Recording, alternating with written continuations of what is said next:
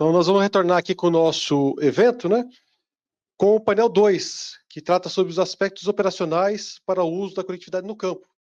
Esse painel ele vai ser moderado pelo professor Rodrigo. O professor Rodrigo é nosso grande parceiro no desenvolvimento do TV White Space junto com o NIC-BR. Professor Rodrigo, qual que é seu? Bom, pessoal, boa tarde. Boa tarde a todos e todas. Estão nos acompanhando aqui presencialmente e também pelas mídias sociais, pelas redes sociais, estão transmitindo esse nosso evento. Então, eu estou aqui com essa tarefa, que se torna difícil por dois motivos, né? Primeiro, por ser naturalmente um horário de almoço, pós-almoço, né? Então, engajar vocês, animar vocês aí, todos estão nos assistindo com uma discussão animada, que realmente engaje aí o interesse de vocês, e com isso eu conto com um conjunto de convidados aqui excepcional, tenho certeza que conseguiremos esse feito, e também porque o primeiro painel foi muito abrangente, tocou em muitos assuntos, com muita propriedade. Eu acredito que a gente volte, né, a alguns desses tópicos que foram colocados no primeiro painel. O tema é aspectos operacionais para o uso da conectividade no campo.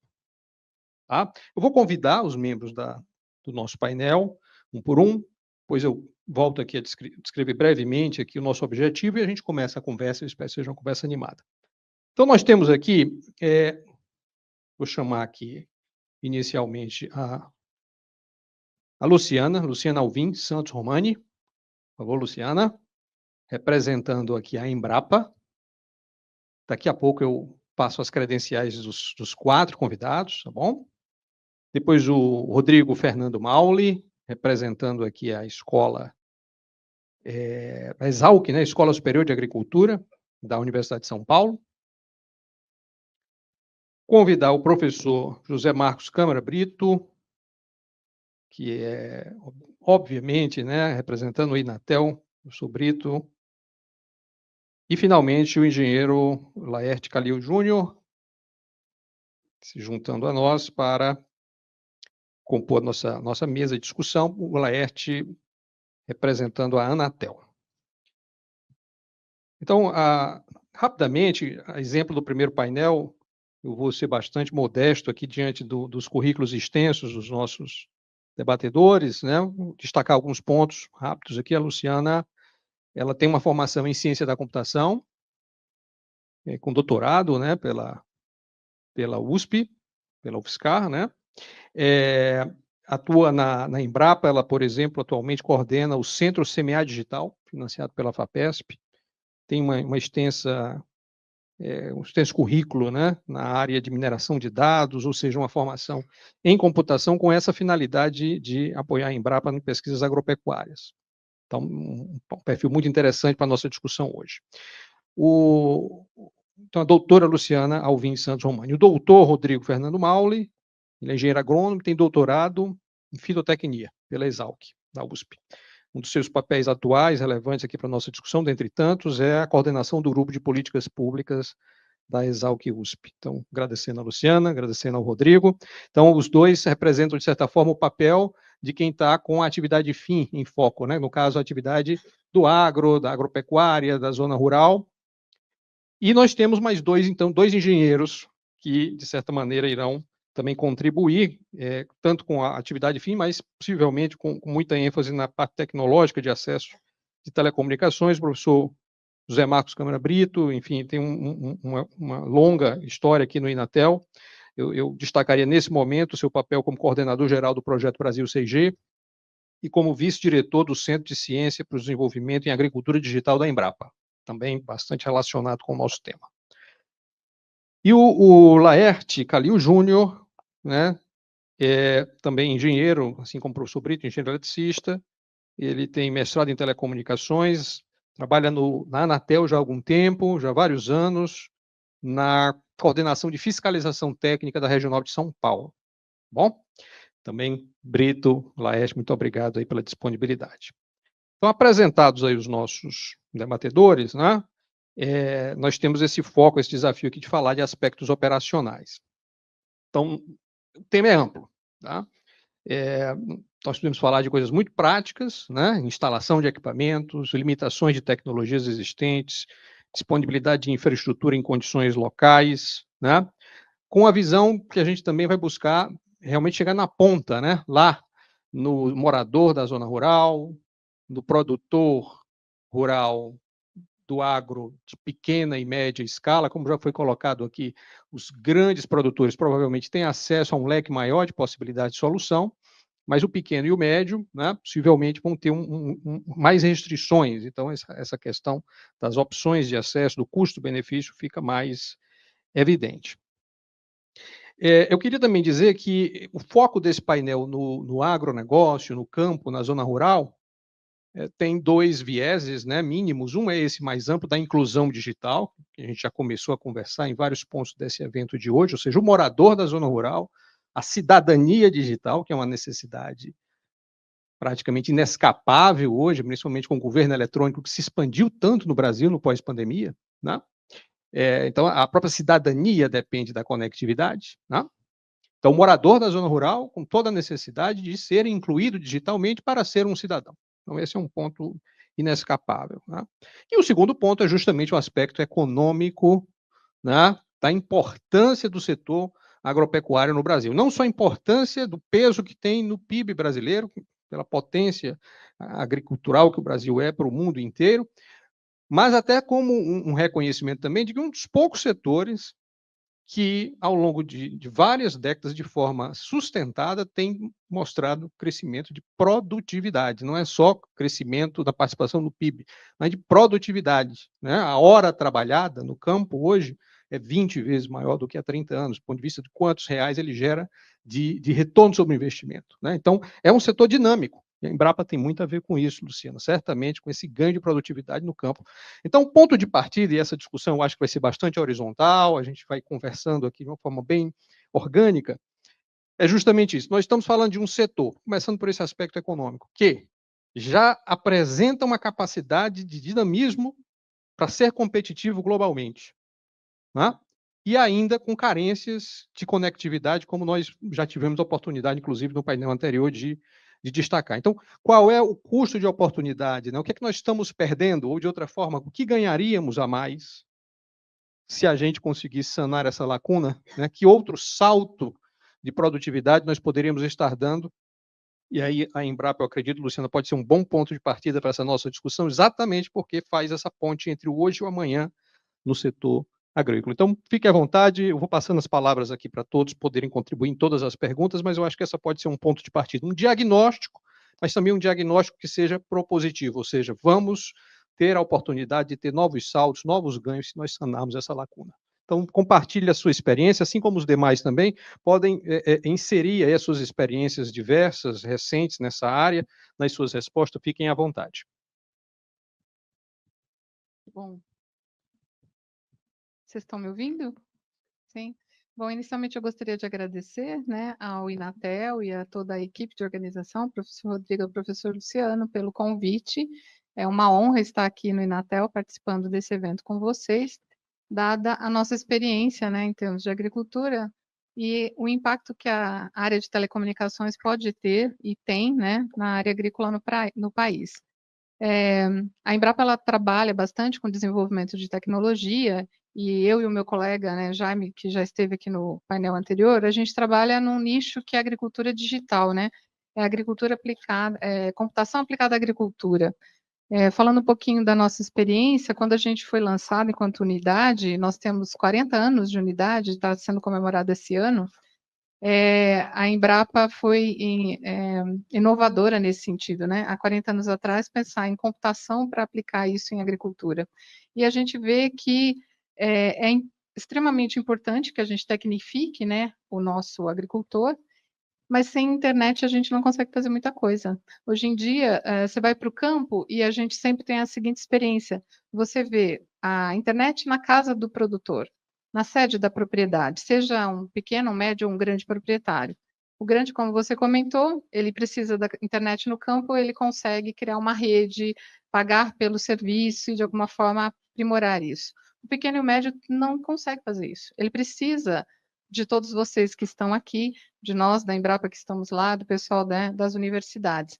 Então, eu vejo como uma grande oportunidade que esse tipo de tecnologia chegue. A gente fez, né, Luciano, uma experiência dentro do contexto do Semear Digital, que é um projeto, né, financiado pela FAPESP, para levar tecnologia digital para pequenos e médios. A gente teve a oportunidade de fazer a teste dessa tecnologia numa área em São Paulo, né, numa região de Mata Atlântica, de difícil acesso, e com bastante sucesso, né? Então, eu acho que a conectividade, ela traz muitos benefícios, é um grande desafio, né, para o nosso país, porque a gente tem inúmeras situações que que exigem, né, uma tecnologia que seja diferenciada. Não dá, a gente comentou sobre isso já no outro painel, já comentamos isso, né, pessoalmente. Talvez não haja uma única solução. A gente tem que buscar soluções que sejam adequadas para cada local, né? E se a internet chega, aquele produtor que se depara com uma série de dificuldades, ele abre uma janela de oportunidades, né? Ele consegue ver uma série de situações nas quais ele vai se beneficiar e que sem a internet ele não faria isso. Aí depois a gente vai ter que tocar em outros assuntos, que é a questão do letramento digital, de como usar essa tecnologia, né? Mas aí eu vou passar para os meus colegas para complementar, então, essa primeira questão. Pois não. Rodrigo, você pode tanto trabalhar em cima dessa questão das oportunidades perdidas, como adicionar também informações de indicadores de estudos que eu sei que o seu grupo de pesquisa tem feito nessa área. Boa tarde a todos, é um prazer estar aqui, também agradecer o convite em nome do professor Rodrigo e os demais. Eu já tenho algum tempo, desde 2017, a gente vem desenvolvendo estudos de avaliação territorial e que tratam essa questão da conectividade, né? O primeiro trabalho que a gente foi feito lá para o Ministério da Agricultura, que fez esse grande mapeamento aí para o cenário nacional. De lá para cá a gente veio evoluindo, melhorando a metodologia. Hoje nós estamos desenvolvendo um estudo para o Ministério da Agricultura, do Desenvolvimento Agrário, né, específico para a agricultura familiar, que está no finalzinho aí do trabalho. Então, em breve a gente vai estar divulgando alguns resultados. E isso traz duas questões, acho que são bem importantes, que a gente viu um pouco na parte da manhã e agora também na fala da Luciana, que o agro, ele é bastante heterogêneo, né? Então, a gente realmente vai ter os produtores que são mais capitalizados, esses provavelmente eles vão dar conta, né, de conseguir essa conectividade, mas a grande maioria, né, então a gente estaria falando de cerca de 5 milhões de estabelecimentos rurais mapeados, 4,5 milhões são de pequenos e médios agricultores, né? Então é um universo aí bastante importante e representativo também dentro do cenário agrícola, né? E como a Luciana destacou bem, as condições são diferentes, e aí eu acho que eu entendi da tecnologia da TVWS esse ponto muito importante, que é essa questão provavelmente de ter um custo mais acessível, né? A gente ter essa capacidade de alcançar uma distância maior e percebi também que a gente tem menos interferências, né? Hoje, na questão de cobertura, nesse estudo nosso, a gente falou, depende da fonte de dado, mas hoje, com sinal bom e de qualidade para o 4G, a gente tem em torno de 30% apenas desses agricultores, tá? Então, é um número bastante expressivo. E aí, o que eu entendi também é que a TVWS, ela, além de proporcionar essa questão de distância e menor interferência, ela também traz essa possibilidade de ter um sinal de qualidade melhor, tá? Porque quando a gente tem um simulador lá, que ele, a partir das antenas da Anatel, ele simula a capacidade do sinal, e aí a gente vê que uma grande massa está naquela zona inconsistente. O cara tem que subir no morro para pegar o sinal, ou ele tem que subir na árvore, né? Então, assim, estou sendo extremo, mas acontece muito, né? A gente tem como alternativa aí a questão do rádio, mas o rádio, né, feito ponto a ponto, tem muita interferência. Eu posso estar falando alguma heresia aqui, porque eu sou agrônomo, então eu não sou da área tecnológica, tá? Mas ele traz muita essa interferência, né? Usa uma faixa não regulada, né? você pode ter concorrência, né, das operadoras, eu acho que isso são coisas. Então, é muito importante que a gente traga um sinal de qualidade e que esse sinal possa ser amplo e trabalhar essas pessoas que estão à margem, mais afastado aí, dos núcleos urbanos. Muito bem. Então, 30% tem cobertura, não é isso que você disse há pouco, das fazendas, né? Isso, se a gente avaliar o 4G, O tá? O que 4G. a gente É muito avaliou foi o pouco. 4G, exatamente. Muito pouco, né? Nossa, eu imaginava que seria um número maior. Mas, enfim, professor Brito, o Rodrigo já toca aí em alguns pontos, né? Possivelmente de vantagens do TV White Space, né? Em relação a alcance, uma limpeza do sinal, qualidade do sinal, né? Então, certamente existem algumas soluções tecnológicas disponíveis, né? Eventualmente os grandes produtores têm acesso, mas esse número que ele dá mostra que elas não estão disponíveis em tese, mas não chegam na ponta, né? Já que 70% não tem acesso, por exemplo, à tecnologia móvel, que ainda é mais disponível que o 4G, né? Então, como é que a gente pode trabalhar um pouco essa equação de um leque de opções, mas que aparentemente ainda há uma lacuna aí técnica, custo-benefício, que não permite a gente alcançar, né, esse sonho da universalização da conectividade no campo do Brasil. E o que seria do Brasil com essa conectividade universalizada, né? Se o senhor pudesse nos dar um panorama de algumas opções e onde o TV White Space poderia, né, se situar aí como um caminho que ajudasse a fechar essa lacuna. Bom, primeiramente, boa tarde a todos. Agradecer aí a organização do evento pelo convite, Rodrigo, Luciano e os demais organizadores. Eu queria abordar a minha fala aqui em dois momentos, né? Primeiro, pegando um gancho do que você colocou lá no início da sua fala, sobre a questão da inclusão digital, né? Eu acho que isso é talvez o principal foco que a gente devia ter, né, ao falar em conectividade, né? Os números aí citados já na parte da manhã e citados agora, né, apontam lá, falou-se de manhã 50%, 70% de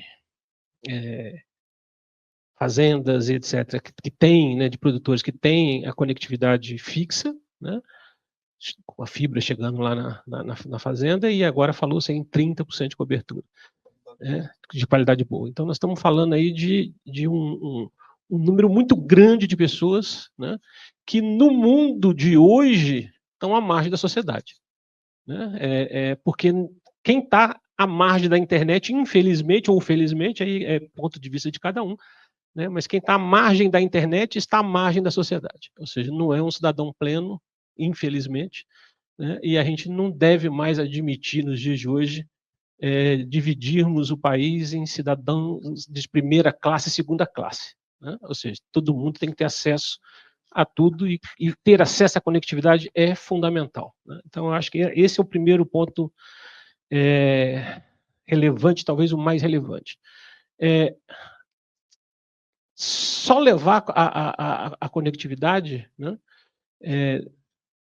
na sede da fazenda resolve uma parte do problema, né? A Luciana já falou da questão do letramento lá, que a gente vai ter que voltar a falar. Eu também não vou entrar nessa seara agora, porque tudo bem, você levou a internet lá, mas as pessoas não estão preparadas para usá-la de forma efetiva e eficiente e eficaz. Então, tem que fazer esse letramento, né? O outro aspecto importante, ainda relacionado à inclusão, né, é a fixação do jovem no campo, né? A gente teve um fenômeno, que eu não sei se é nacional ou não, mas pelo menos aqui na nossa região esse fenômeno aconteceu, de as escolas rurais desaparecerem, né? E as pessoas que moram na zona rural passam a estudar nas escolas na cidade, nas escolas urbanas. O que isso significa, né, socialmente, né? Significa que os colegas de classe dele têm acesso a uma série de coisas que ele não tem, né? Antes, pode parecer um negócio meio absurdo, né? Mas antes, como todo mundo estava na mesma situação de não ter, era mais fácil conviver com isso enquanto criança, né? Hoje não é mais difícil, porque ele não tem, mas a grande maioria dos colegas dele tem. Então, desperta no jovem o desejo de sair de lá, né, para ter as mesmas oportunidades, e sair de lá e ir morar nos grandes centros, né?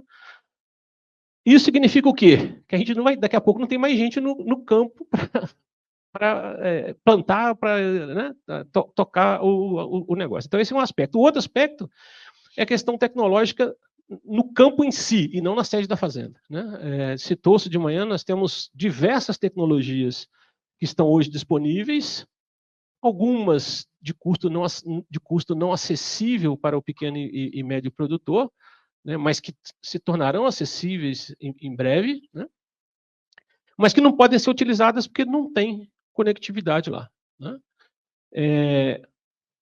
O outro aspecto que também às vezes escapa, né, da nossa atenção é o aspecto de segurança. Só ter a conectividade na sede da fazenda e na plantação também não resolve. É preciso ter conectividade nas estradas. E aí eu não estou nem dizendo nas estradas rurais, não. Ter conectividade nas estradas, porque nós não temos conectividade nas estradas brasileiras hoje. Esperamos ter com o advento aí da implantação do 5G, que tem uma série de obrigações que vão popular algumas estradas federais com acesso 4G, mas hoje não temos, né? E isso traz um grande problema de segurança, né? Porque citou-se de manhã um número absurdo, né? O cara roubou 1000 cabeças de gado, não foi isso? Como é que pode um negócio desse, né?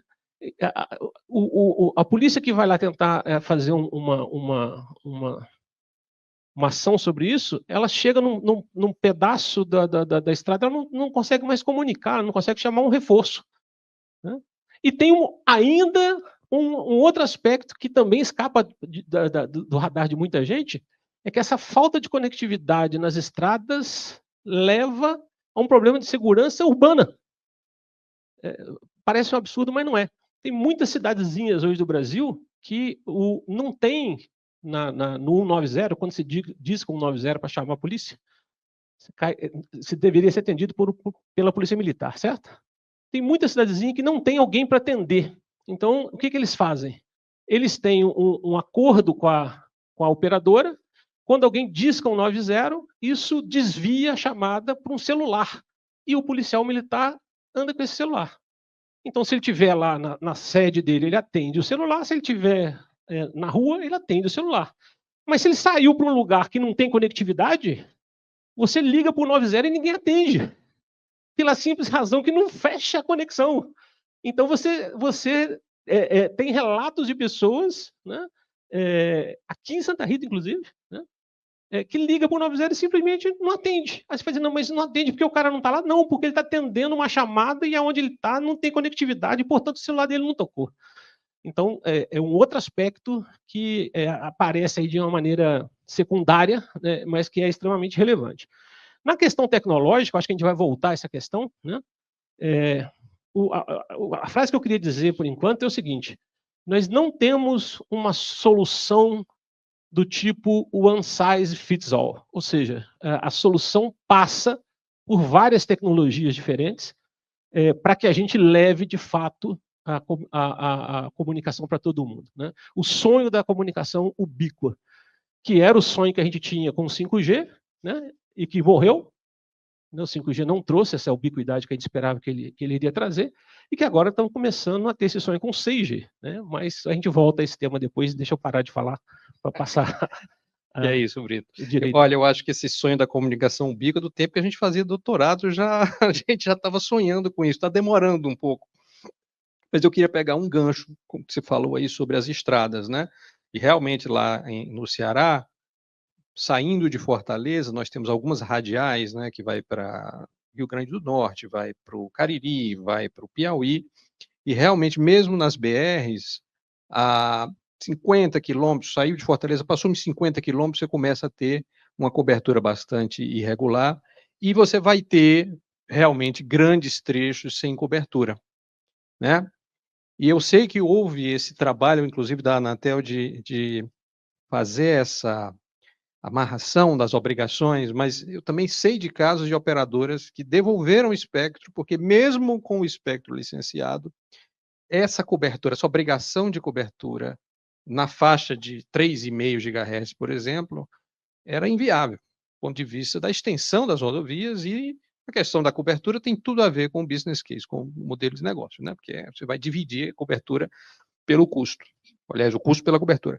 Então, puxando já um pouquinho para o Laerte, né? Novamente, essa questão tecnológica, ela acaba perpassando, porque ela atinge a inclusão digital, atinge o produtor rural, mas aí o TV White Space, de novo, até que ponto nós temos aí uma solução que pode fechar algumas dessas lacunas, principalmente nessa questão da cobertura extensa, é o caso das rodovias, é o caso das grandes fazendas, ou das grandes áreas agriculturáveis, né? Então, te convido agora para entrar na discussão, Laércio, tem bastante assunto, certamente, para falar do ponto de vista aí de regulação, fique à vontade de fazer suas considerações. Primeiramente, boa tarde, pessoal, obrigado à organização da Anatel por ter me convidado para esse painel. Bom, primeiramente, falar depois do professor Brito é uma situação difícil, né? Vocês poderiam ter facilitado a minha vida, mas vamos lá. Eu estou na Anatel desde 2005 e sempre atuei na fiscalização do espectro. Durante esses 20 anos, nós vemos uma série de pseudo-soluções que chega no fim da história, são problemas maiores do que o primeiramente que causou, né? Então, o que acontece? As operadoras do SMP não são obrigadas a cobrir 100% da área urbana. Isso é um problema. Se não é obrigado a cobrir 100% da área urbana, que dirá da área rural? Então, existe um anseio do morador, tanto até mesmo da área urbana quanto da área rural, em querer a comunicação, em querer a conectividade. E nesses 20 anos, sempre aparece alguém querendo ganhar dinheiro com a desinformação das pessoas, ou seja, com quem necessita da comunicação, seja comunicação de voz ou comunicação de banda larga. E eu vou aqui lembrar 2 casos que aconteciam, um acontece ainda e outro acontecia bastante. Vocês que cuidam da parte rural, vocês já devem ter visto, né, em algum momento, algum produtor usar um equipamento chamado Senal. Era uma anteninha parecida com um tridente. Então, a gente falava que era a anteninha do capeta. Porque o que acontecia? Ficava uma pessoa com um aparelhinho, uma espécie de um celular, aquilo funcionava razoavelmente bem, ficava um transceptor colado no telefone fixo, e se tocasse o telefone fixo, ele conseguia atender aquele telefoninho uma grande distância. Por que conseguia atender? Aquilo funcionava mais ou menos na faixa de 110, 120 MHz, que é a faixa do serviço móvel aeronáutico. Então, quando aquilo funcionava, dava interferência na comunicação aeronáutica. O uso daquilo é uso não autorizado de radiofrequência. Então, quem usava incorria no mesmo crime de uma pessoa que colocasse uma FM pirata no ar. Então, fizemos várias apreensões desse tipo de equipamento, tínhamos que autuar as pessoas, representar no Ministério Público Federal, então ele queria uma solução e acabava cometendo um crime. Então, isso parou, né? Passou um tempo, e de forma mais recente, isso acontece até hoje, por conta da cobertura do SMP não chegar corretamente, né, devidamente à área rural, o que muitas vezes o produtor rural faz? Coloca uma antena diretiva apontada para a herb, coloca um transceptor que amplifica, né, os sinais daquela herb de interesse e distribui para a casa dele. O crime de ato de uso não autorizado de radiofrequência é o mesmo. Como aquilo muitas vezes é mal instalado, começa a gerar intermodulação, começa a gerar espúrio em operadoras que não são aquela que ele quer falar, que ele quer utilizar. A Anatel vai lá, apreende o equipamento, autua o cidadão e tem que representar no Ministério Público Federal. Então, o anseio para a conectividade é imenso, mas por conta da desinformação e por causa dos espertos, as pessoas caem nesse tipo de problema. Ou seja, também a questão da homologação dos equipamentos, né, que a gente tem visto a Anatel ser muito firme na busca de garantir a fiscalização desses equipamentos apenas os homologados, né? Sim, esses equipamentos que amplificam o sinal do SMP, a maioria deles é homologado. Só que a questão, o problema não é a homologação, é que para ele fazer aquela amplificação, aquele equipamento tem que estar previsto na rede da operadora. Então, aquele cidadão, da forma correta a se fazer, seria entrar em contato com a operadora, falar, operadora, por favor, eu preciso do sinal aqui na minha residência. O que você pode fazer? Eu posso colocar esse equipamento aqui? Você me autoriza? Inclua isso no projeto da rede, que aí não vai ter problema. Mas isso nunca acontece. Você acabou prestando um serviço de utilidade pública, né? Ao dizer a forma correta de se fazer, vamos, né, registrar isso, que eu acho que foi muito, muito importante. Nós vamos voltar lá, certamente, a falar das questões regulatórias, mas eu queria voltar para o começo aqui do nosso painel com os nossos colegas da agricultura, colocar duas questões, né? Tanto para a Luciana, depois o Rodrigo, que casos de sucesso, se vocês têm algo a relatar, mesmo que em pequena escala, em escala piloto, que possam estimular, né, pequenos e médios produtores a enxergarem essa oportunidade e se interessarem, acredito que já estejam interessados, mas talvez ficarem mais, né, interessados ainda em buscar essas soluções e também nos estimular como pesquisadores a desenvolvê-las, né? E num segundo ponto, voltando à questão da literácia, se vocês identificam também, supondo que nós entreguemos soluções de conectividade com bom custo-benefício, do outro lado, né, esse produtor de pequeno e médio porte, ele está preparado, ele entende o potencial, existe algum tipo de resistência a essa transformação digital em relação ao modus operandi tradicional? Como é que vocês, até por esse aspecto antropológico, digamos assim, vocês estão enxergando esse processo nos próximos anos? Bom, começando então pela primeira questão,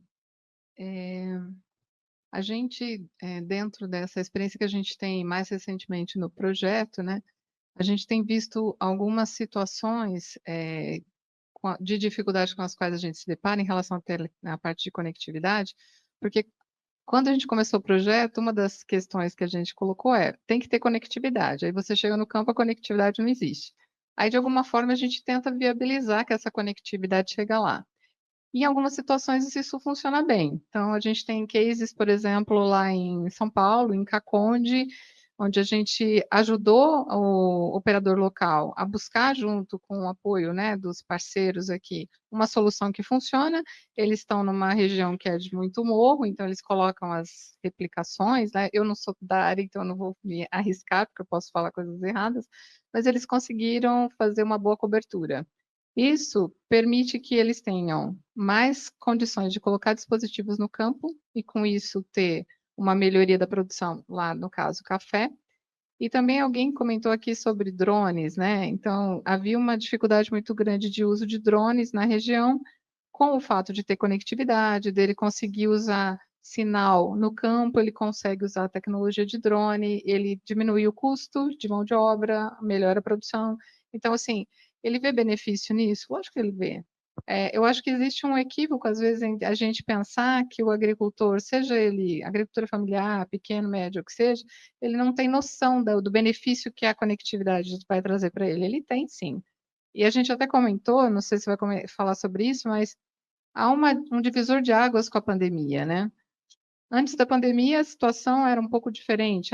Eu não tenho conectividade o tempo todo, mas também não tenho tanta necessidade. A partir do momento que fica todo mundo, né, de alguma maneira, de acesso restrito, precisa se comunicar, a conectividade passa a ser importantíssima.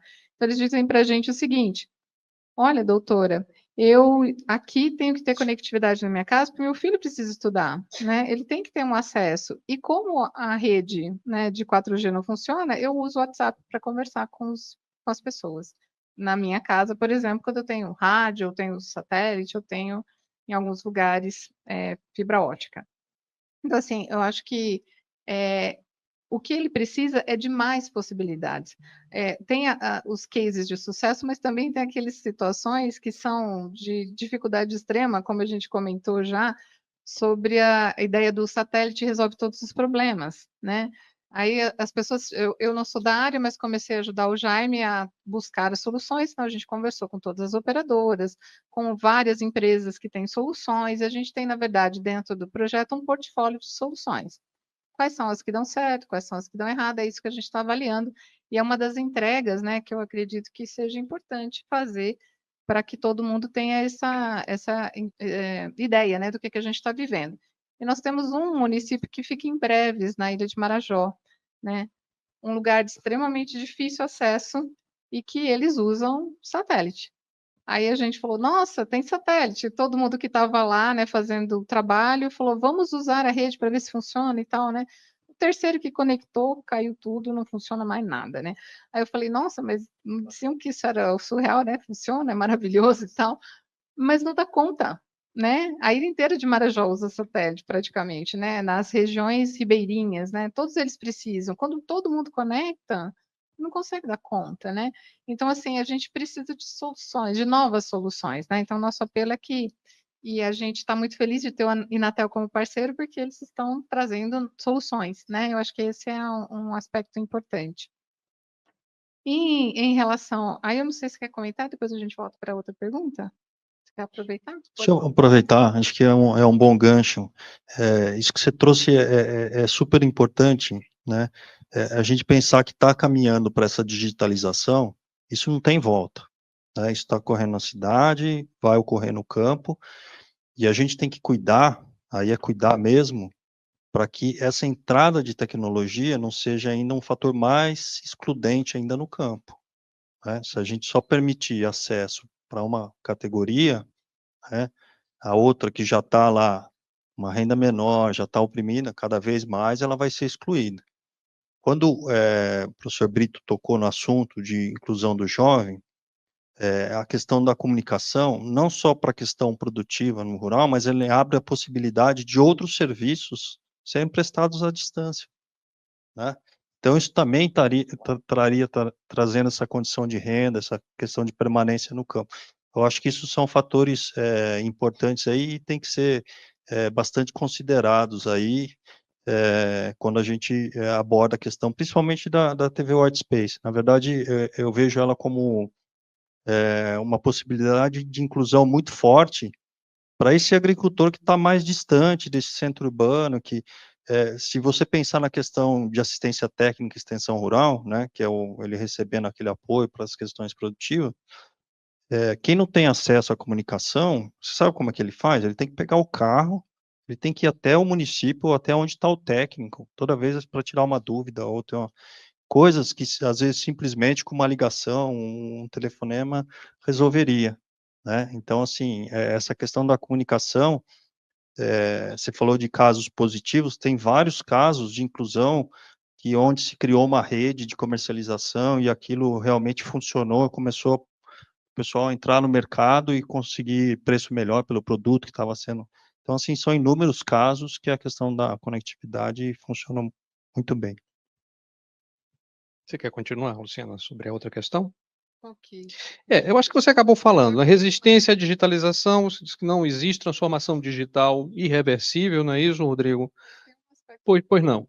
um aspecto que eu queria colocar aqui, que acho que vai muito, olhando mais para o futuro, e aí, além de tudo que a gente já faz, são insights para novas pesquisas, né? Porque a gente precisa de conectividade e não tem mais né, sem volta, né? E todo mundo já sabe disso. É que é uma questão na qual a gente se depara no campo que tem um pouco a ver com isso que o Brito comentou sobre essa saída, né, do jovem e das pessoas do campo. Então, são dois aspectos. O primeiro é que o jovem, a gente tem trabalhado com eles ao longo de vários anos, e eles dizem o seguinte: se for para continuar no campo do jeito que meu pai faz, eu não fico. Uhum. Mas se tiver tecnologia, aí a gente pode conversar. E a gente tem vários casos, né, que eu poderia enumerar falar sobre inúmeros casos em que o jovem vai, se forma, volta e modifica completamente a estrutura da produção, porque traz tecnologia, né? Mas ele depende da internet, né, para isso.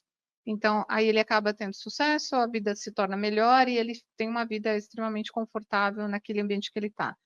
O maior exemplo disso, de caso de sucesso nessa linha, para um grupo todo, é Tomé Açu, no Pará, em que a produção é toda feita na base de agrofloresta, né? E você tem todo um município que foi estruturado para que o jovem permaneça lá. É um case de sucesso, é uma comunidade japonesa, né? A gente teve um apoio da JICA, que é a agência japonesa, para nos ajudar a estruturar tudo aquilo. A Embrapa trabalha muito com eles, né? E é um case incrível de sucesso. Mas foi feita toda uma infraestrutura, não só de conectividade, mas de energia elétrica, de escola, de hospitais, toda a infra que a gente precisa para que o jovem efetivamente queira ficar ali. E um outro aspecto que eu acho que é importante, que a gente não pode perder de vista, é o campo, com essa saída, né, e também por uma série de outras razões, pelo envelhecimento da população, aqui no Brasil a gente já está passando por isso, mas no Japão e em outros lugares isso é bem mais notório, carece de mão de obra. Se você pensa, quando foi perguntado sobre avanços, né, e onde a gente pode se beneficiar, o Jaime falou de grãos, porque em grãos você tem a produção totalmente tecnificada.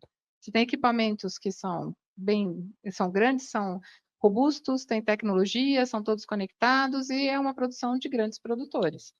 Quando você pensa em produtos de pequenas propriedades, como café, como frutas, não tem equipamentos que sejam adequados para uso, para substituição ou para, né, auxílio em vários aspectos, como, por exemplo, a colheita. Se você tecnificar mais e produzir equipamentos que possam ser usados por esses produtores num custo mais baixo, eles só vão operar se eu tiver internet. Então, assim, uma coisa está atrelada à outra e não há alternativa. Então, eu costumo brincar assim, quando a gente diz, vocês estão desenvolvendo equipamentos para tirar o pessoal do campo, a gente fala, não, a gente está desenvolvendo equipamento porque não tem gente no campo para fazer a operação, né? Então, essa é uma coisa que está intrinsecamente ligada. Então, é algo que é importante, a gente cada vez mais depende, né? E é um aspecto que a gente não pode perder de vista, né? As máquinas vão aparecer daqui a pouco, né? Tá todo mundo caminhando nessa direção. É verdade, isso não só no campo, até nas cidades, né, no Japão, que você falou, né, ou seja, só que na zona urbana a questão da conectividade, via de regra, está resolvida, né, então nós temos aqui possivelmente novas aplicações, novas automatizações, principalmente nesse tipo de cultura aí mais complexa que você falou, que a ausência de conectividade realmente vai começar, minha premissa inicial é o que é que nós podemos ganhar de produtividade, quer dizer, pode também perder de produtividade, pelo que eu estou interpretando aqui as suas palavras, né, se nós não tivermos, não sanarmos essas lacunas num horizonte de tempo razoável. Me ocorreu também, quando você falava, que a gente também tem hoje um movimento, né, dos nômades digitais, né, quer dizer, o campo, ele tem também o seu apelo idílico, né, para profissionais que hoje talvez não queiram mais residir nos grandes centros. Conectividade também pode ser um atrativo para trazer recurso financeiro, pessoas que já estão, de alguma maneira, empregadas em empregos na área que requer a conectividade como meio de trabalho remoto, né, isso ficou realmente muito forte depois da pandemia, então é um outro elemento que pode, de repente, inverter um pouco, quem sabe, essa lógica do êxodo, né, rural. Agora, Brito, eu queria puxar um pouco a brasa aqui para a nossa sardinha, né, a gente vem pesquisando comunicações sem fio, você um pouco mais tempo do que eu, mas 25 para 30 anos que nós estamos nessa batalha aí, e talvez tenha havido, durante algumas décadas, Brito, uma ênfase talvez exagerada na questão da performance de pico, né, a gente focar demais naquela performance máxima da tecnologia de acesso em condições ideais de desempenho, até para mostrar o quanto a tecnologia de telecomunicações tem avançado em termos de eficiência espectral, né? Mas a gente chega em 2025 e hoje um colega aqui falou, primeiro a necessidade é cobertura, né? Ou seja, a gente talvez de alguma forma na academia também precise, eu acho que o nosso projeto com o Nick e vocês aqui do Inatel, desde o projeto 5G Range, tem invertido um pouco essa lógica, né? A gente tem muito orgulho de fazer parte dessa história também.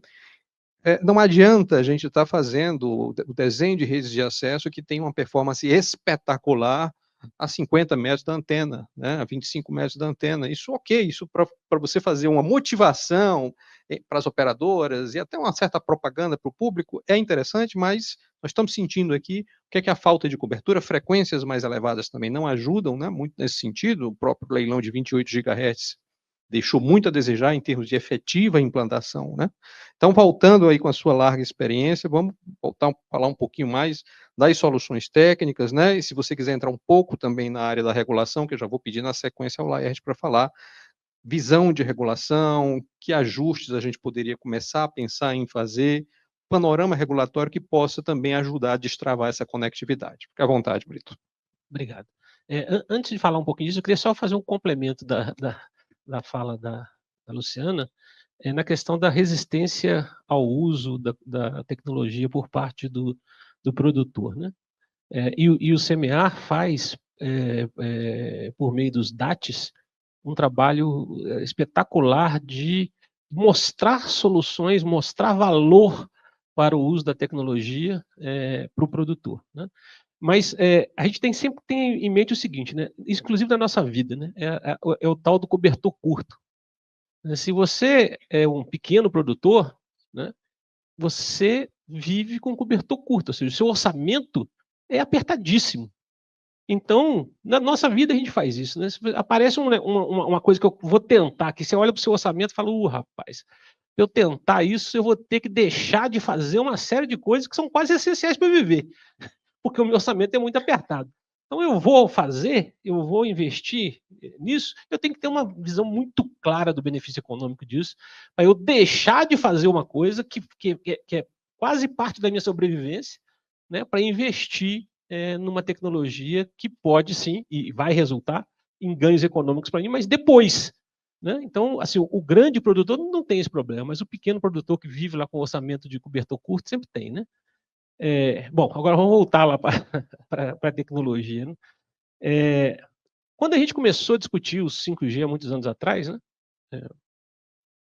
Já no âmbito do 5G Range, depois nas tentativas de influenciar o processo de padronização, participando lá do 5G Global Event,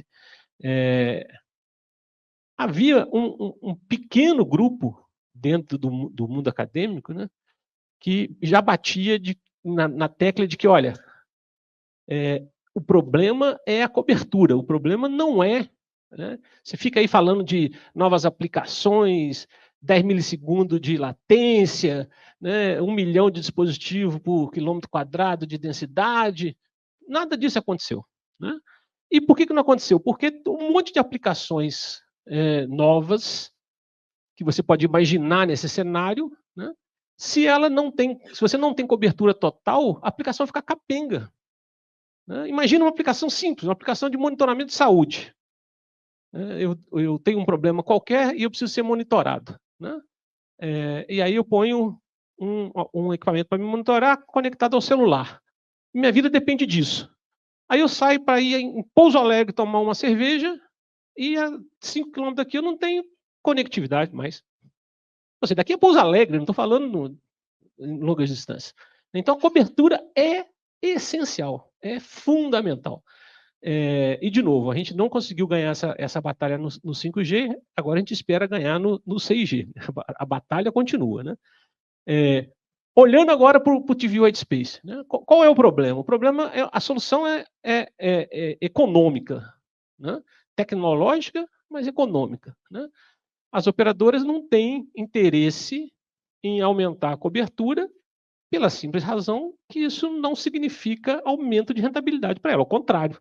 Né? Tem pouca gente no campo, pouca gente nas áreas remotas, portanto, o valor agregado do investimento que ela faz lá é muito pequeno. Ao contrário, pode até dar prejuízo para ela. Então, a gente precisa de tecnologia que aumente a área de cobertura e oferte taxas de transmissão adequadas dessas áreas de coberturas maiores. O TV White Space é um exemplo dessa tecnologia, sem dúvida alguma. Né? Talvez o principal exemplo. Né? Porque opera numa faixa de frequência que nos permite ter maior alcance, e se eu tenho maior alcance, naturalmente aumenta o número de pessoas cobertas e, portanto, ajuda um pouquinho lá na questão econômica. Né? Tem um aspecto relacionado com o lado regulatório, né, que, se regulado de maneira adequada, esse espectro pode não ter custo nenhum. Né?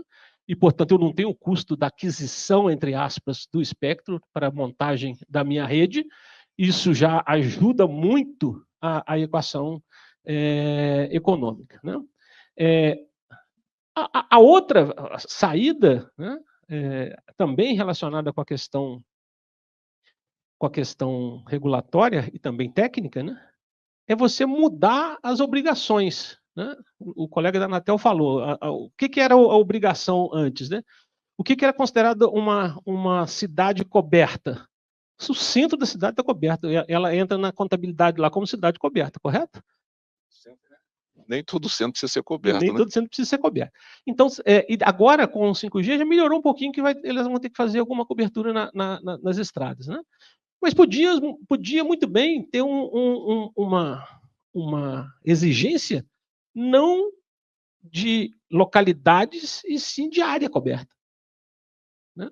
Qual é o alvo do país? O alvo do país agora é a gente sair lá dos 30% para 80%.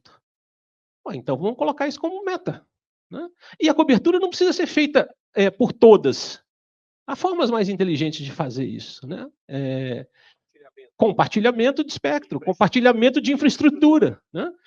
Ou seja, uma operadora cobre uma área aqui, a outra cobre lá e conta para as duas, né?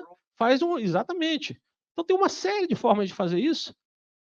Fazer o uso mais eficiente do espectro no sentido de alocação dinâmica do espectro, né? Abordagens do tipo ou usa ou perde, né? Que alguns países adotam. Você foi lá no leilão e pegou a frequência? Beleza. Não usou? Não é mais sua. Devolve para cá, né? Vamos deixar outro utilizar, né? Mas tudo isso junto, ainda precisamos de uma tecnologia que aumente a área de cobertura, ofertando taxas adequadas, né? E aí o TV White Space exerce um papel, no meu modo de ver, excepcional. Eu acho que não tem... eu disse antes que não existe solução one size fits all, né? Então, mas agora não estou dizendo que ele é a solução que resolve todos os problemas, não. Mas ele complementa e muito as demais tecnologias, né? Pelas suas características, né? Nesses cenários em particular que nós estamos falando. Nesse cenário em rodovias, particular. grandes Isso, extensões de isso. áreas agriculturáveis, zonas remotas, né? Exatamente. Difícil acesso. Então, Laerte, nós estamos chegando já perto aqui dessas rodadas iniciais, eu vou abrir para perguntas, e de alguma forma a coisa convergiu para você, né? O professor Brito colocou aí que a solução passa pela tecnologia de acesso, mas alguma criatividade regulatória também, né? Vamos dizer assim, ou flexibilidade, né? E a Anatel tem mostrado, a ideia lá do sandbox regulatório, né? Ou seja, algumas flexibilizações para experimentar novos modelos, né? Então há passos nessa direção. Ao mesmo tempo, a gente sente que esses passos ainda não estão, digamos assim, totalmente completados para que a gente destrave esse processo de compartilhamento dinâmico de espectro. Por exemplo, infraestrutura, eu acho que já está havendo uma certa autorregulação das operadoras, né? Mas tem que ter um empurrão regulatório, como você colocou, porque isso acontece, compartilhamento de infraestrutura acontece bastante quando há uma razão econômica, mas se a razão econômica a priori não estiver lá, a regulação tem que entrar com um pouco mais de força. Então, Laerte, para a gente dar uma fechada aqui nessa primeira parte, né, antes de eu escutar as perguntas aqui do nosso público, fique à vontade de nos dar também alguma perspectiva nessa direção. Eu sei que você está na parte de fiscalização, mas tem uma larga experiência na compreensão de todo o processo regulatório. Então, fique à vontade. Que perspectivas a gente poderia pensar aqui em 1 ano, 2 anos, para que, de alguma forma, esse cenário regulatório também ajude, né, a gente a fechar essa lacuna?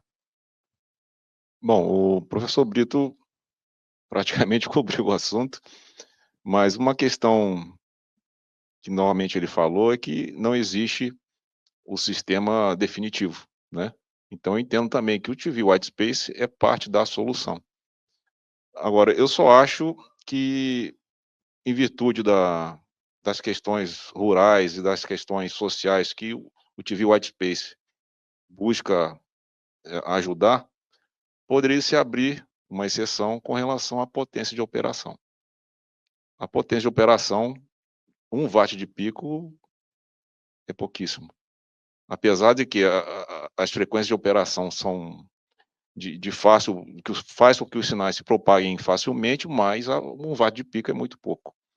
Então, entendo que poderia se pleitear na Anatel essa exceção, né, de aumentar a potência de operação, fazer experimentos, dar uma alterada na norma, né, mantendo-se o caráter da radiação restrita, para não precisar da licença de funcionamento, ou até mesmo que precise, mas que tenha uma espécie de segurança, né, para essa rede.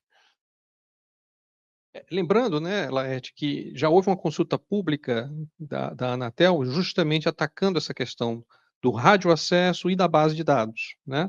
Então, acho que até uma discussão que a gente poderia avançar na Anatel, esses requisitos que você colocou para dar, vamos dizer assim, uma probabilidade tipo 6 sigma, né, 99,999% de segurança para o primário no contorno protegido, eu acho que ajudaria a dar números que garantiriam essa percepção de segurança, né, do usuário primário, e a Anatel, imagino que está preocupada exatamente em que não haja nenhuma violação dessa proteção, né, do usuário primário.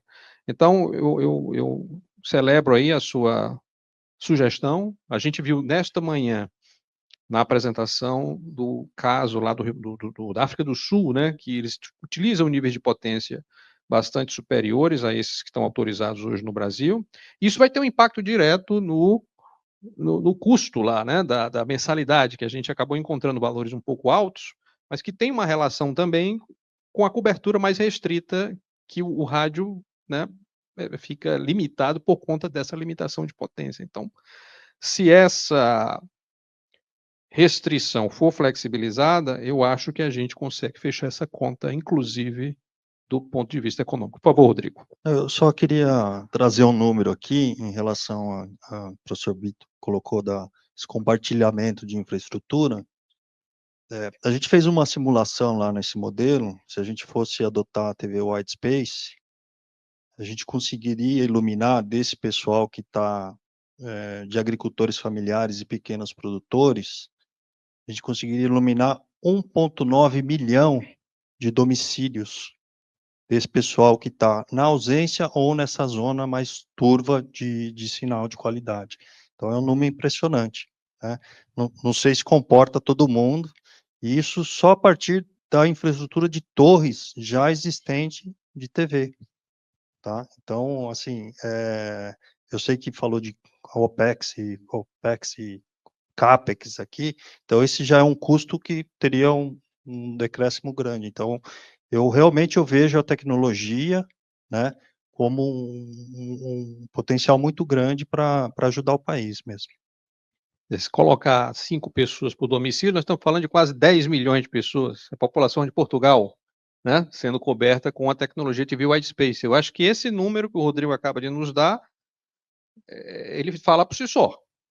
Talvez faltando esse detalhe do equacionamento econômico, e que passa por esse ponto que você colocou, Laerte, de flexibilizar as potências limite, a gente está muito próximo de poder alcançar o fechamento dessa lacuna. Pois não, Rodrigo? Então, só complementando, e a gente trabalhou com um raio de 20 quilômetros só, tá?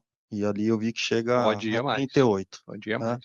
Então, Meu sentimento, por favor, Brito, por favor. Só emprestar uma pequena opinião no que ele falou, com o que eu concordo plenamente na questão da potência. Eu acho que o processo regulatório, ele deve ser, e a Anatel faz isso, agnóstico à tecnologia, né?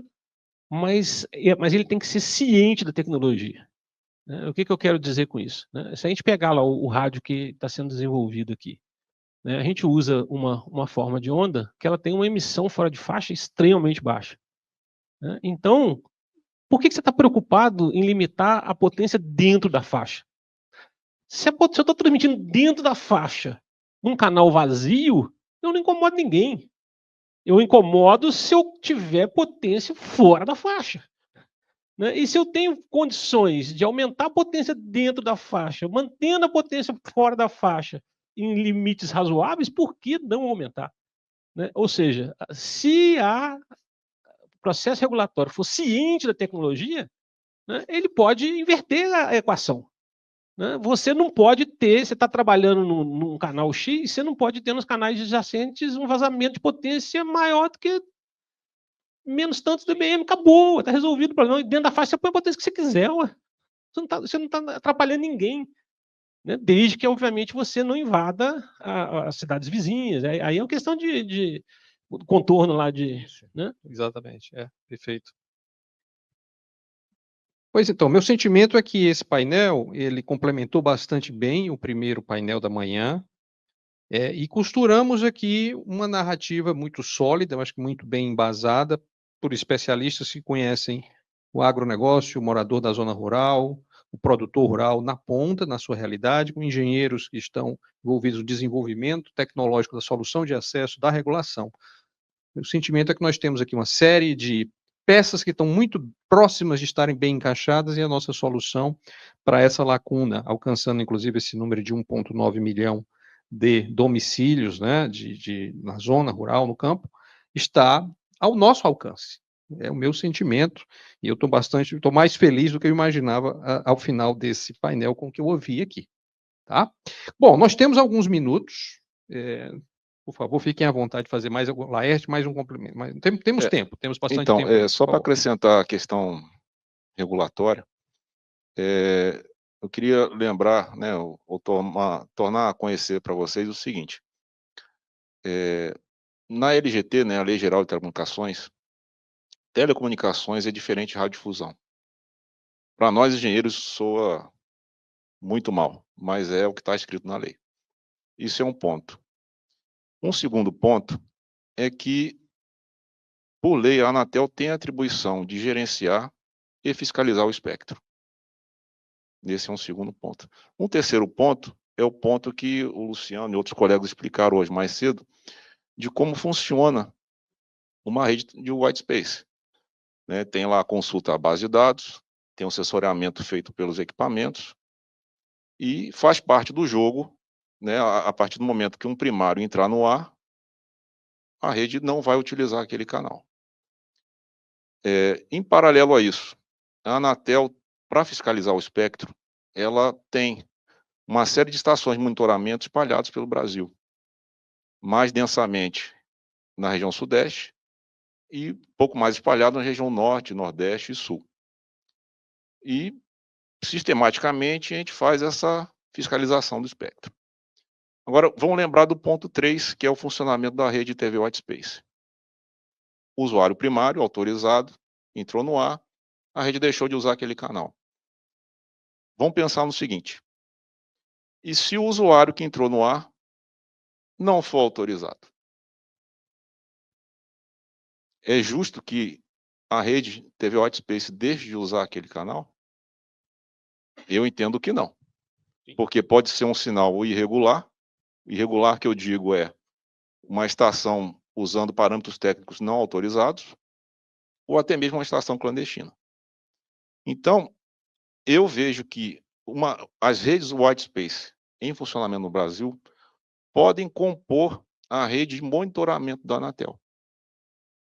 Porque os equipamentos fazem o sensoriamento e pegar esses resultados de sensoriamento via uma base de dados de sensoriamento, né, como a gente conversou na hora do almoço, e avisar isso à Anatel. Ó, Anatel, estão usando o canal 23 na cidade tal e não poderia ter isso lá. Então, a partir do aviso, a Anatel vai lá e faz a atuação de campo. É isso que eu expliquei para vocês. E extrapolando, né? Partindo do princípio que entre a faixa do VHF baixo e o alto, tem lá a faixa de FM e o serviço móvel aeronáutico, nada impede que também uma rede white space sensorie essa faixa, que não é o objeto dela, mas poderia quebrar o galho da Anatel. Falar, Anatel, tem uma FM pirata aqui, ou tem uma interferência no móvel aeronáutico que está saindo da região tal. Avisem para nós, porque isso passa a ocorrer o quê? Uma mão vai lavar a outra. A própria Anatel vai ajudar o White Space, porque o White Space ajudou a Anatel. Então, isso é o que eu estudo já desde 2023 e o que eu estou tentando implementar lá no doutorado. Bom, eu acho agora que você fechou com chave de ouro, né? Porque uma mão lava a outra, a Anatel E o nosso projeto, o NIC, o Inatel, o UFC, se ajudando, né? Eu acho que é um incentivo a mais que você coloca aí para a regulação ser destravada e o white space ganhar vida, né? O Laerte realmente acabou colocando aqui um aspecto bem recente que está em desenvolvimento desse mesmo consórcio, né? Que é aproveitar essas medições de sensoriamento que o rádio do Inatel faz numa outra base de dados que nós na UFC estamos desenvolvendo, que vai ser alimentada pelo rádio e vai permitir justamente a identificação, por exemplo, de transmissões, né, não autorizadas. Então, isso que também é o seu tema de doutorado, né, Laerte? Então, assim, estamos costurando essa solução e eu acho que você acabou de fechar com chave de ouro essa perspectiva que eu acho que estimula todos nós a acreditar que essa solução está ao nosso alcance em curto prazo. Bom, vamos então abrir aqui para perguntas. Espero que o debate tenha sido interessante. Passo a palavra para você, Luciano. Temos espaço aí para algumas perguntas e eu queria começar com uma online. Perfeito. Alguém que está assistindo a gente pelo YouTube, Eduardo Neger, ele pergunta se a faixa de 6 GHz não licenciada pode ser complementar a essa ação que nós estamos fazendo aqui com o TV Space. Faixa de 6 GHz. Isso, que hoje está, aqui no Brasil, está sendo discutido, né, para ser metade para Wi-Fi e metade para 6G. Né? Eu posso fazer um breve comentário, mas fiquem à vontade, né? De fato, essa discussão ela ocorre no mundo inteiro. Tem um WRC, né, World Radio Conference, no ano de 27, que deve tomar algumas decisões relativas a isso também. Nós temos um modelo nos Estados Unidos em que parte dessa banda ela coexiste com enlaces de satélite e de rádio micro-ondas. E nessa parte, o Wi-Fi vai precisar de uma coordenação automática de frequência, usando o mesmo conceito de base de dados e de sensoriamento, né, que a gente viu aqui mais cedo para o TV White Space. Essencialmente é o mesmo conceito, com uma carga computacional maior, porque, obviamente, o número de pontos de acesso Wi-Fi é muito maior do que de transceptores de TV White Space. Então, tem uma carga computacional maior, mas o princípio de mapear os incumbentes, prever a propagação, calcular potências para respeitar contornos protegidos, sensoriar o ambiente para confirmar a disponibilidade de canal, esses princípios são agnósticos à banda de frequência e, portanto, poderão sim ser utilizados aqui no Brasil, se a decisão do Brasil for também fazer essa alocação com a necessidade de coordenação de frequência. Só um complemento, Luciano. Se eu entendi bem a pergunta, né? O uso do 6 GB complementar em termos de aplicação ao TV White Space, né? Eu acho que não, né? Porque a gente está olhando o TV White Space para sanar um problema de conectividade, sempre pensando em grandes áreas de cobertura, né? 6 GHz, nós não temos grandes áreas de cobertura, não temos baixa cobertura, áreas pequenas, né? Então, é uma tecnologia interessante, é uma tecnologia importante, mas para outra área urbana, aplicação, perfeito. né? Para a área urbana. Densa, área urbana densa, perfeito. Mais perguntas?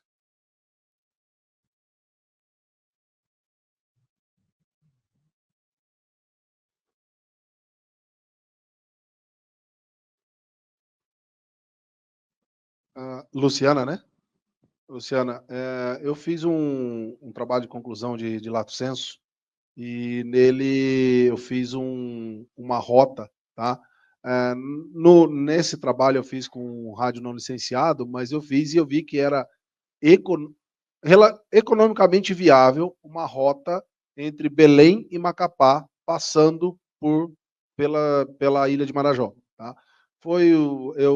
A gente teve clientes tanto dos dois lados do Rio Amazonas, né, vamos falar assim, e aí eu estava na época desse lato sensu e desenvolvi isso por conta. Então eu vi que era economicamente viável ter uma rota de rádio, tá? Passando pela ilha de Marajó, e eu vi que isso também pode trazer benefícios para as comunidades que ali existem, né? Eu conheço a cidade de Breves, né? Conheço a Belém, conheço Macapá, e realmente em Marajó é tudo muito difícil, né? Belém é uma cidade que, como a gente fala, não deve nada ao sul-sudeste, é uma cidade que vive própria, mas quando você vai ali em Breves, que está o quê? A 150 quilômetros, o máximo de Belém, acho que não chega a isso, você vê que falta muita infraestrutura não só telecomunicações, como segurança, saúde, educação e outros mais. Mas eu vi que é economicamente viável, desde que seja, eu acredito que um fomento pode ser o start de um projeto desse. Muito obrigada pelo seu comentário, né? A gente está em busca mesmo de soluções que sejam alternativas, né, e viáveis. Só para as pessoas terem uma ideia, de Belém até Breves você leva 14 horas de barco, né? Então é uma distância muito grande, tudo muito complexo, né? E essas comunidades que a gente trabalha, elas ficam ao longo do rio, né? Então a gente ainda tem o deslocamento de Breves até essas comunidades, né?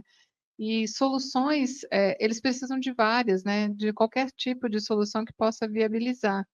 E ainda para que eles fiquem lá, né? A gente precisa que essas comunidades estejam onde estão, mas eles precisam ter uma forma de se comunicar, né? Então, essa alternativa é interessante. Depois a gente pode conversar mais para você nos trazer, né, mais dados sobre isso que você trabalhou aí no seu Lato Sensu. Obrigada. Tem espaço para mais uma pergunta? A última.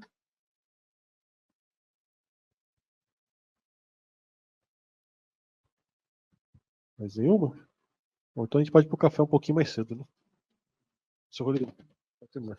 Bom, como eu já disse, eu acho que superou minhas expectativas, embora os componentes do painel já pudessem sinalizar nessa direção pela experiência, vivência, trouxeram aqui uma série de informações que me deixam mais convencido do que eu já estava, né? De que nós temos, nessas condições específicas do tema debatido, que foi a conectividade no campo, nós temos sim uma solução ao nosso alcance, técnica, econômica e regulatória. Eu acho que foi essa a percepção, e eu espero que vocês tenham tido a mesma percepção que eu. Está ao nosso alcance, então eu acho que nesse sentido o nosso painel cumpre o seu objetivo, deixando essa mensagem de viabilidade, expectativa e confiança, vamos dizer assim, né? Em tudo isso que tem sido trabalhado nas várias vivências aqui, nos vários papéis que cada um de nós ocupa. Queria agradecer a Luciana, ao Rodrigo, ao Brito, ao Laerte, pela excelente discussão. Vamos continuar a conversa no café, tá? Obrigado. Vamos aqui agradecer os nossos painelistas.